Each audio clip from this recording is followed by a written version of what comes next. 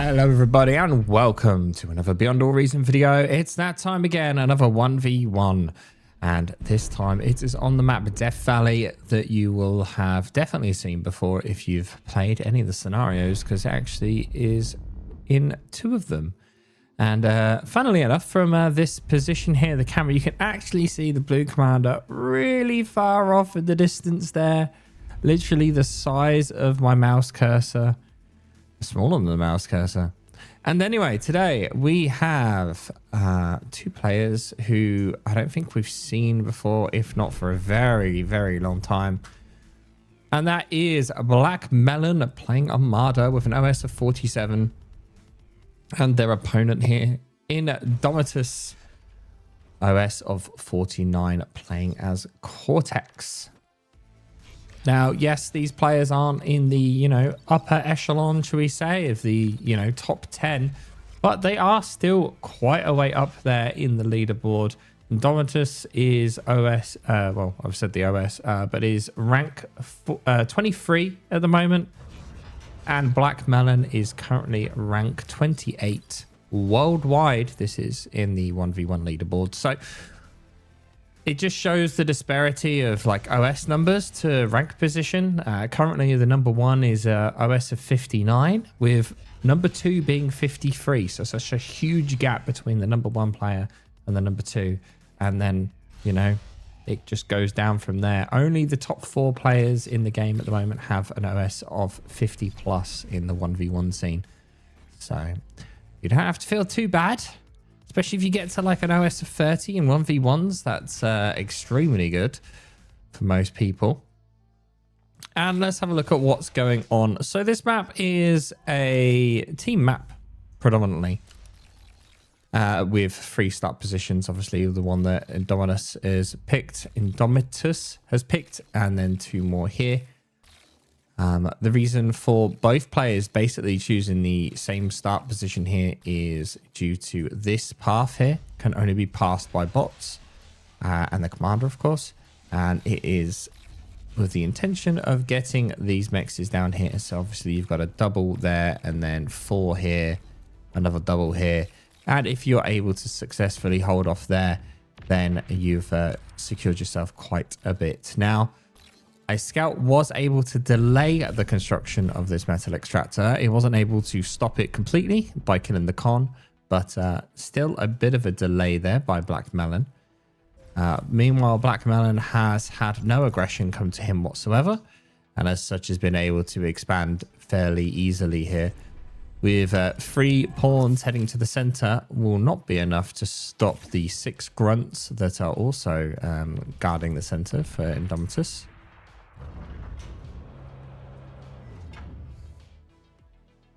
But yeah, we'll expect to see the same basically from both teams here.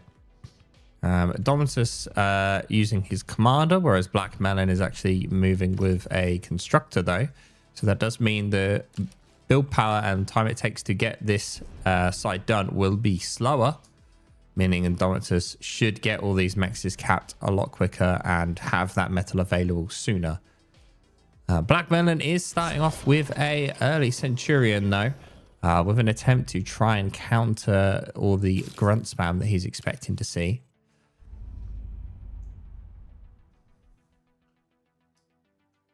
Keeping his commander in base though means that he has, excuse me, has a lot more build power available to him.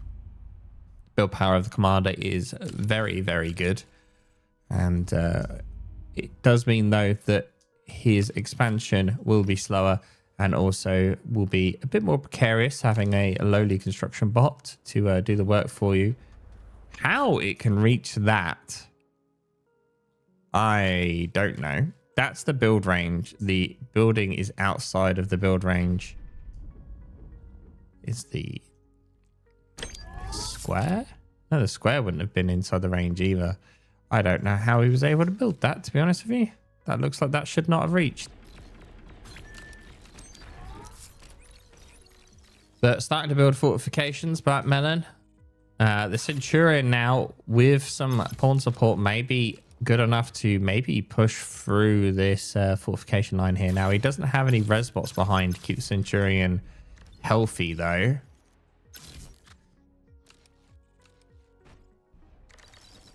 Let's see how much damage he can do.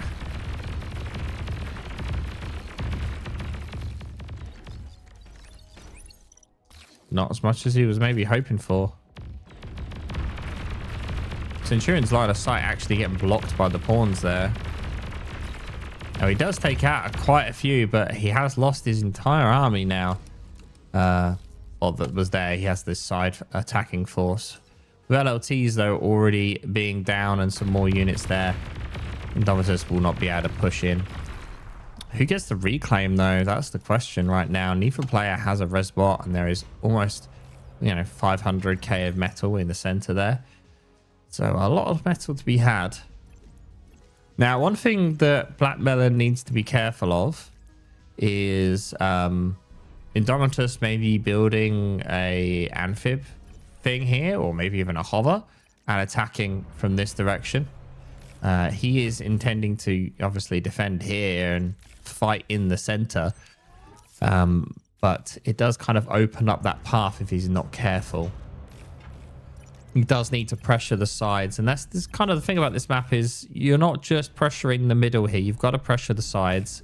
Indomitus has an opportunity here where he could move half this army off and go down here and try and put some pressure on, but instead just covering the reclaim field, which is also not a bad shout.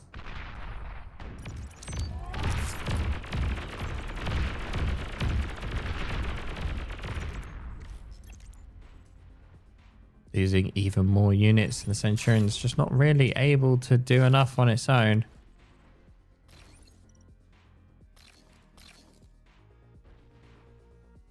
And all of that reclaim ends up going to Indomitus. As we have him selected right now, you can just see how much reclaim he's got in the bank. Metal wise, he's got 1.3k.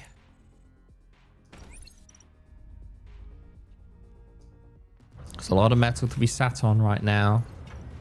He's also obviously expanded quicker. We can see here that this one con here, only getting this third max, still hasn't gotten this back one at all. And meanwhile, Indomitus has already gotten all of those, but surprise Centurion drop, sorry.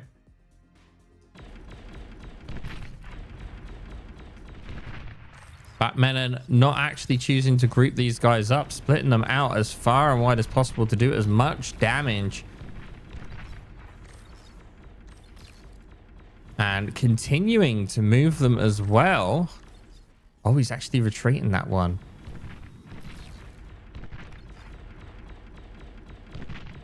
A lot of damage here. Not only getting this con, but also getting 4 metal extractors there, and then another 3. It's a huge amount.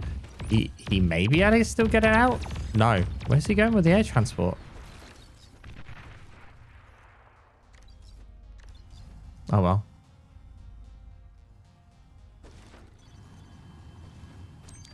Both players with air cons to get these high ground areas, and mostly for Indomitus to recap this section as quick as possible. Losing out all of those mexes is quite a substantial loss. And another Centurion now has been dropped around the back to get picked up again. You can see a vehicle plant actually planned. Oh, the fighters are going to come in. Should have just left the Centurion on the ground. Oof.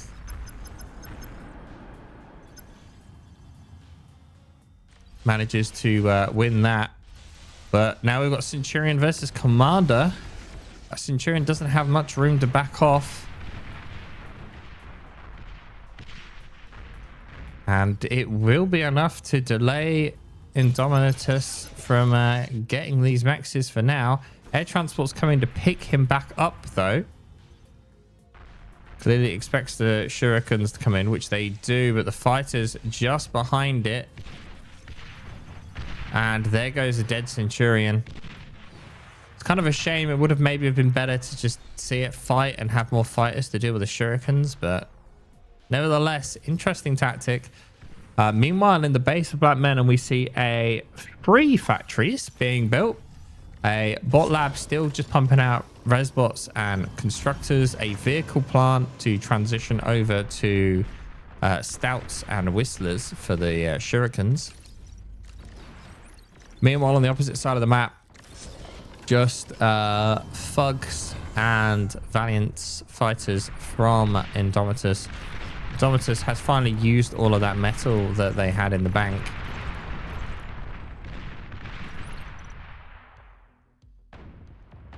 Janus shots come in every now and again, but finally splitting off a good chunk of his force here. Indomitus going into the center, or the right bottom lane rather, and doing tremendous damage, managing to catch out all of the units that were there and the constructor. And now there is no more expansion for Blackmelon on that side. But meanwhile, in the center, tanks are pushing away. Twin Guard's doing a decent job, though, at holding that force back.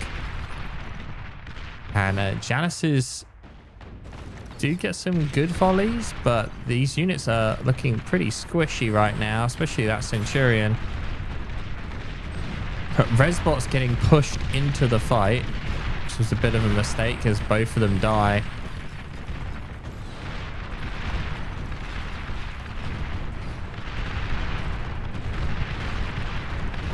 I think Blackmelon is losing this fight. If he would have got this other con, then that might have been a huge difference. But as he didn't, able to get up another Twin Guard, and that fight was just all over taking out the Twin Guard here, trying to secure this reclaim. But meanwhile, he has lost this entire flank, losing, you know, 4 metal extractors. Not as big as the Centurion drop, but still enough to be a problem. Meanwhile, over here, kind of what we were talking about, but we see some amphibious tanks preparing to go across here. There is nothing on this side to defend that. Question is when will that take effect? Now, obviously, Blackmelon has no access to shurikens here to stop those units when they go across. And the Stouts are slowly winning in the center. Blackmelon is able to get a lot of this reclaim. But as we zoom across this side, that aggro is going to get taken off as the Garpikes, make land. Missing one of the metal extractors on their march towards where they think Blackmelon's base might be. 3 metal extractors down.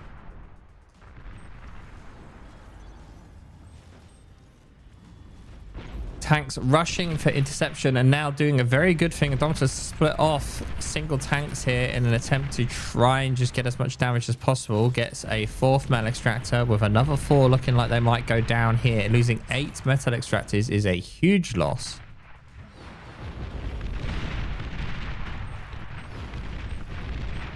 Not only that, but with 2 of them sat in the water here, they might be able to just jump out at any point. Indomitus not really microing them as effectively as he could.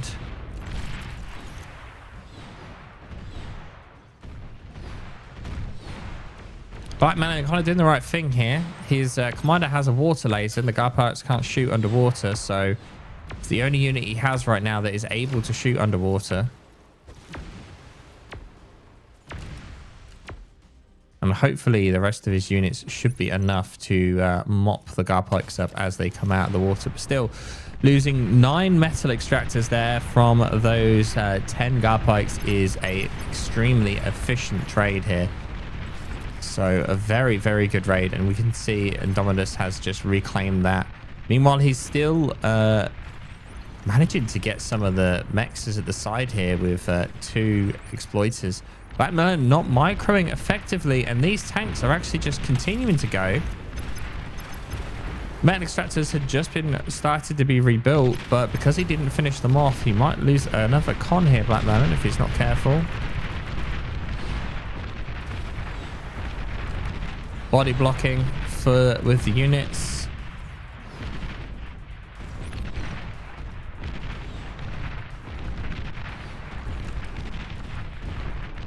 It's enough.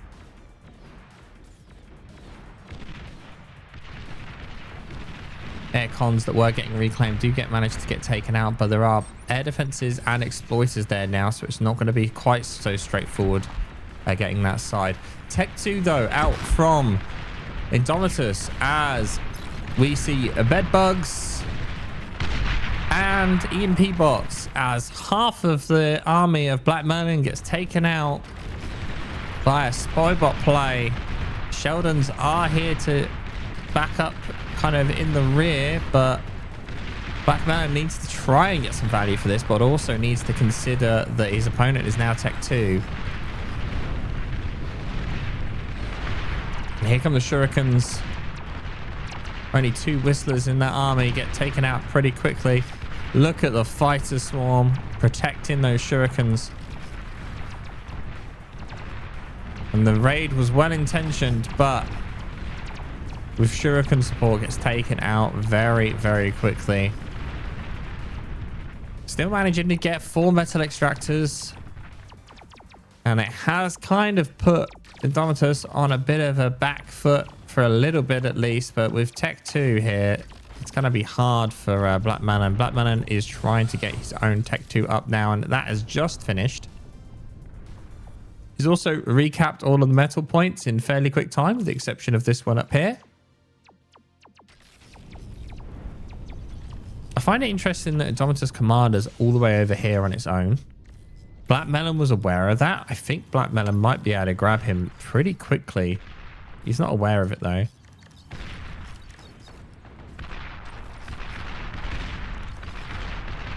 MP bot providing vision here for the Sheldons. Going to be forcing the Tech 1 units back yet again.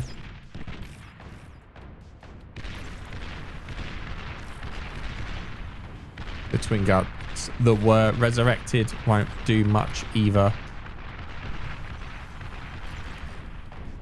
And now Blackmelon's like, well, I have my own spy bots and tumbleweeds. Oh, but please don't grip your tumbleweeds up in your line. If these blow up, there goes the whole army. Moving the tumbleweed very far forward. It's going to get taken out if he's not careful. And here they go. Come on, I want to see this EMP bot play. Show us the way, Blackmelon.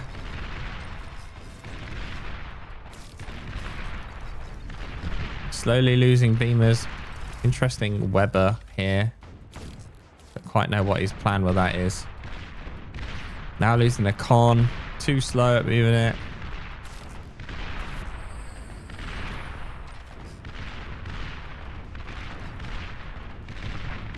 What's going to be funny here is that these EMP bots may end up just grabbing this whole army, including the tumbleweeds.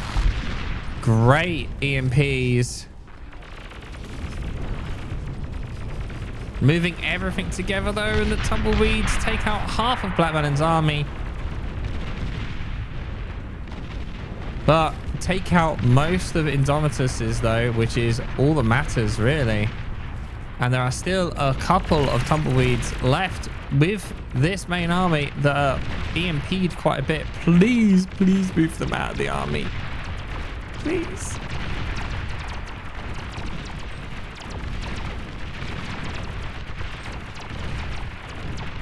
So much EMP.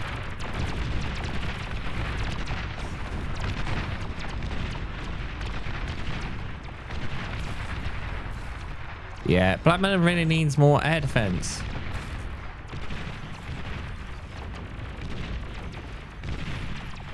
Desperately needs more air defense. We're mixing in. This guy is just gonna be the death of this army. I'm calling it now.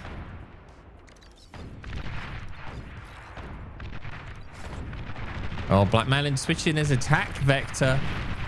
This is towards Commander. He doesn't know it yet. As we could player view, he just knows there's a big group of something here, which is a valuable target. He can see the bed bugs. He knows what's coming. He needs to spread out his forces, but he's not. And the EMP gets the tumbleweeds as well. Oh, spread out.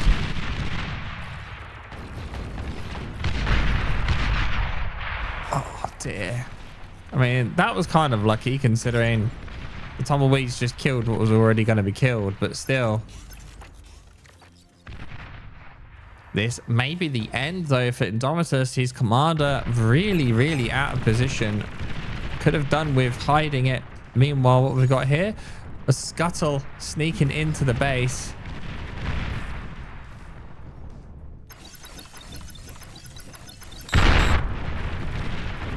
Not that it matters. Commander destroyed. As the commander gets taken out. If Indomitus was not paying attention to that scuttle, he could have moved the commander into the water and then that would have been fine and he would have been okay. He was too busy microing this one scuttle to blow up in the base that didn't even get the tech 2 that he lost the game. Well, it was still a fun one. Thank you all for watching. I hope you enjoyed this one and I'll see you all next time.